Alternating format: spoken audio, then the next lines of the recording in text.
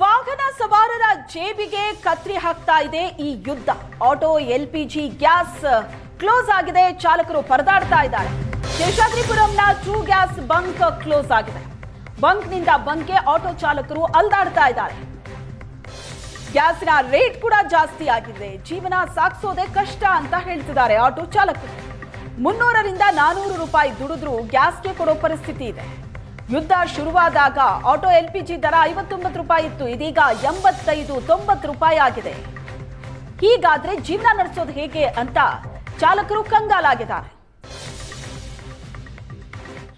ಬೆಂಗಳೂರಿನಲ್ಲಿ ಸದ್ಯ LPG gas ಅನ್ನು ಅವಲಂಬಿಸಿ ನಡೀತಿರುವಂತಹ ಉದ್ಯಮಗಳೆಲ್ಲ ಸಂಕಷ್ಟಕ್ಕೆ ಸಿಲುಕಿದೆ ಅಂತಾನೆ ಹೇಳ್ಬೋದು. ಯಾಕಂತಂದ್ರೆ ಗ್ಯಾಸ್ ಹಾಕೊಂಡು ಆಟೋ ಓಡಿಸುವಂತವರು ಕೂಡ ಇವತ್ತು ಗ್ಯಾಸ್ ಇಲ್ದನೆ ಪರದಾಡ್ತಾ ಇರುವಂತಹ ಪರಿಸ್ಥಿತಿ ಬೆಂಗಳೂರಿನಲ್ಲಿ. ಹಾಗೇನೇ ಕಮರ್ಷಿಯಲ್ ಸಿಲಿಂಡರ್ಗೋಸ್ಕರ ಹೋಟೆಲ್ನವರು ಪರದಾಡ್ತಾ ಇದ್ದಾರೆ, ಸಂಚಾರ ವ್ಯವಸ್ಥೆಯನ್ನು ನೀಡಲಿಕ್ಕೋಸ್ಕರ, ಸಂಚಾರ ಸೇವೆಯನ್ನು ನೀಡಲಿಕ್ಕೋಸ್ಕರ ಆಟೋದವರು ಪರದಾಡ್ತಾ ಇದ್ದಾರೆ. ಬೆಂಗಳೂರಿನ ಬಹುತೇಕ LPG ಗ್ಯಾಸ್ ಬಂಕ್ಗಳು ಬಾಗಿಲು ಹಾಕಿರ್ತಕ್ಕಂಥದ್ದು. ಹಾಗೆ ತೆರೆದಿರುವಂತಹ LPG ಬಂಕ್ಗಳಲ್ಲಿ ಬಹಳ ದುಬಾರಿಯ ಬೆಲೆಯನ್ನು ಕೊಡುವಂತಹ ಪರಿಸ್ಥಿತಿ ಇರತಕ್ಕಂಥದ್ದು. ಸದ್ಯ ನಾವು ಶೇಷಾದ್ರಿಪುರಂ ಲಿಂಕ್ ರೋಡ್ನಲ್ಲಿರುವಂತಹ ಟ್ರೂ ಗ್ಯಾಸ್ನಲ್ಲಿ ಇದ್ದೀವಿ. ಟ್ರೂ ಗ್ಯಾಸ್ನ ಒಂದು ಪರಿಸ್ಥಿತಿಯನ್ನು ನೋಡ್ಬೋದು, ಸಂಪೂರ್ಣವಾಗಿ ಬಂದ್ ಮಾಡಿದ್ದಾರೆ. ಎರಡೂ ಕಡೆನಲ್ಲೂ ಕೂಡ ಬ್ಯಾರಿಕೇಡ್ಗಳನ್ನು ಹಾಕಿ ಬಂದ್ ಮಾಡಿದ್ದಾರೆ. ಸೊ ಯಾವುದೇ ರೀತಿಯಾದಂತಹ ವ್ಯಾಪಾರ ವಹಿವಾಟುಗಳು ನಡೀತಾ ಇಲ್ಲ. ಯಾಕಂತಂದರೆ LPG ಗ್ಯಾಸನ್ನು ಇವರು ಭರ್ತಿ ಮಾಡಿಸಿಲ್ಲ, LPG ಗ್ಯಾಸ್ನ ತಗೋಬರುವಂತಹ ಒಂದು ಕೆಲಸವನ್ನು ಕೂಡ ಮಾಡಿಲ್ಲ. ಇಲ್ಲೇ ಪಕ್ಕದಲ್ಲಿರುವಂಥ ಕೆಲವೊಂದು ಬಂಕ್ಗಳು ನಡೀತಿದೆ, ಆದರೆ ಇವರು ಮಾತ್ರ LPG ಗ್ಯಾಸ್ನ ಗ್ರಾಹಕರಿಗೆ ಕೊಡ್ತಾ ಇಲ್ಲ. ಈ ಹೊರಭಾಗದಲ್ಲಿ ನೋಡ್ಬೋದು ಸಾಕಷ್ಟು ಆಟೋದವರು ಕೂಡ ಕಾಯ್ಕೊಂಡು ನಿಂತಿರುವಂಥದ್ದು. ಯಾಕಂದರೆ ಸಾಮಾನ್ಯವಾಗಿ ಗ್ಯಾಸ್ ಸಿಗುವಂಥ ಸ್ಥಳಗಳಿದು, ಹಾಗಾಗಿ ಇಲ್ಲಿ ಬಂದರೆ ಗ್ಯಾಸ್ ಸಿಗುತ್ತೆ, LPG ತುಂಬಿಸ್ಕೊಳ್ಬೋದು ಅಂತ ಬೇರೆ ಬೇರೆ ಏರಿಯಾಗಳಿಂದ ಬಂದಿದ್ರು. ಆದರೆ ಅವ್ರು ಯಾರಿಗೂ ಕೂಡ ಗ್ಯಾಸ್ ಸಿಕ್ಕಿಲ್ಲ, ಬಂದಾಗಿದೆ. ಬನ್ನಿ ಇಲ್ಲಿರುವಂಥ ಮ್ಯಾನೇಜರ್ನ ಮಾತಾಡ್ಸೋಣ, ಯಾಕೆ ಈ ಪರಿಸ್ಥಿತಿ ಅಂತ ತಿಳ್ಕೊಳ್ಳೋಣ. ಸರ್, ಯುದ್ಧದ ಒಂದು ಆತಂಕ ಕಮ್ಮಿ ಆಗಿದೆ ಅಂದರೆ ಈಗ ಕದನ ವಿರಾಮ ಇದೆ, ಎಲ್ಲ ಕಡೆದು ಗ್ಯಾಸ್ ಸಿಗ್ತಾ ಇದೆ ಅಂತಾರೆ, ಆದರೆ ನೀವು ಮಾತ್ರ ಸಂಪೂರ್ಣವಾಗಿ ಬಂದ್ ಮಾಡಿದ್ದೀರಾ. ಯಾವತ್ತಿಂದ ಬಂದ್ ಮಾಡಿದ್ದೀರಾ ಸರ್, ಯಾಕೆ ಕಾರಣ ಇದಕ್ಕೆ? ಈಗ ನಾವು ಲಾಸ್ಟು 9ನೇ ತಾರೀಕಿಗೆ 85 ರೂಪಾಯಿ ಮಾಡಿದ್ರಿ. ಸೊ ಆಟೋದವರೆಲ್ಲ ಇಲ್ಲ ಅಷ್ಟೊಂದು ರೇಟ್ ಇಲ್ಲ ಅಂತ ಗಲಾಟೆ ಮಾಡಿದರು. ನಮಗೆ ಅವಾಗ ಮಾರ್ಕೆಟಲ್ಲಿ ನಾವು ಪರ್ಚೇಸ್ ಮಾಡಿದ್ದೆ 90 ರೂಪಾಯಿಗೆ. ಸೊ ಅಂದರೂ 5 ರೂಪಾಯಿ ಲಾಸಲ್ಲಿ ನಾವು ಮಾರಿದ್ದು, 85ಗೆ ಮಾರಿದ್ದು. ಯಾಕಂದರೆ ಸರ್ವಿಸ್ ಕೊಡಬೇಕು ಅಂತ ನಮ್ಮ ಉದ್ದೇಶದಲ್ಲಿ ಲಾಸ್ ಆದರೂ ಪರವಾಗಿಲ್ಲ ಅಂತ ಕೊಟ್ರಿ.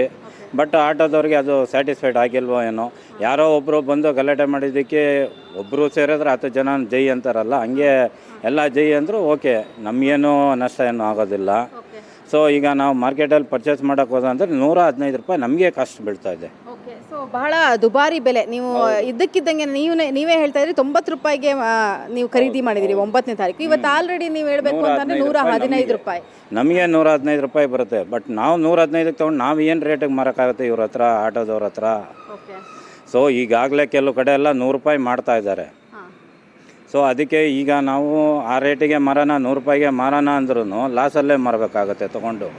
ಸೊ ಅದಕ್ಕೋಸ್ಕರ ಸ್ವಲ್ಪ ದಿವಸ ವೆಯ್ಟ್ ಮಾಡಿ ನೋಡೋಣ, ಇನ್ನೂ ಏನಾದರೂ ಪ್ರೈಸಸ್ ಚೇಂಜಸ್ ಆಗುತ್ತಾ ಏನು ಕಾದು ನೋಡೋಣ ಅನ್ನೋ ಉದ್ದೇಶದಲ್ಲಿ ನಾವಿದ್ದೀವಿ. ಸರ್, ಏನು ಹೇಳ್ತೀರಾ? ಇವತ್ತು ಗ್ಯಾಸ್ ತುಂಬಿಸ್ಕೊಳ್ಳೋಕ್ಕೆ ಅಂತ ಬಂದು ಕೆಲವೊಂದು ಬಂಕ್ಗಳು ಬಂದಾಗಿದೆ. ಕೆಲವೊಂದು ಕಡೆ ಅಂದರೆ ಮೇಡಮ್ ಒಂದೊಂದು ಬಂಕಲ್ಲಿ ಒಂದೊಂದು ರೇಟ್ಗಳು ಇದು ಮಾಡ್ತಾ ಇದ್ದಾರೆ. ಈಗ ಫಸ್ಟ್ ಇದ್ದಿದ್ದು ವಾರಕ್ಕೂ ಮುಂಚೆ 59 ರೂಪಾಯಿ ಇತ್ತು. ಆ ಲೆಕ್ಕಾಚಾರದಲ್ಲಿ ನಾವು 500 ರೂಪಾಯಿ ಹಾಕಿದ್ರೆ ಒಂದು 1600 ರೂಪಾಯಿ ದುಡಿತಿದ್ದೋ, ಮತ್ತು 500 ರೂಪಾಯಿ ಗ್ಯಾಸ್ ಹಾಕಿಸ್ಕೊಂತಿದ್ದೋ. ಇವತ್ತು 500 ರೂಪಾಯಿಗೆ ನಾವು ಹಾಕೊಂಡ್ರೆ 800 ರೂಪಾಯಿ ಲೆಕ್ಕಾಚಾರ ಆಗುತ್ತೆ ಮೇಡಮ್. ಅದಾದ ನಂತರ ಇವಾಗ ಪ್ಯಾಸೆಂಜರ್ಗಳಿಗೆ ಏನಾದರೂ ನಾವು ರಿಕ್ವೆಸ್ಟ್ ಮಾಡ್ಕೊಂಡ್ರೆ ನಾವೇನು ಮಾಡೋಕ್ಕಾಗಲ್ಲ ಅಂತಾರೆ. ಕ್ಯಾಮ್ರಾ ಪರ್ಸನ್ ಸಂತೋಷ್ ಜೊತೆ ರಕ್ಷಾ, ಏಷ್ಯಾನೆಟ್ ಸುವರ್ಣ ನ್ಯೂಸ್, ಬೆಂಗಳೂರು.